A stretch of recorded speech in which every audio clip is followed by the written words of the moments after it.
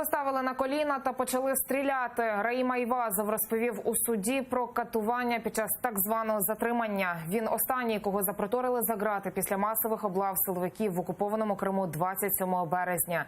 Його затримали на адмінмежі з материковою Україною 17 квітня вночі, хоча в протоколі написано, що це зробили у Сімферополі в кабінеті слідчого по обіді. Вывезли на поле. На поле, конечно, поиздевались над ним, стреляли возле него, напугали. И после этого, это было где-то 3 часа ночи, после этого его увезли в ФСБ Симферополь и здесь допрашивали.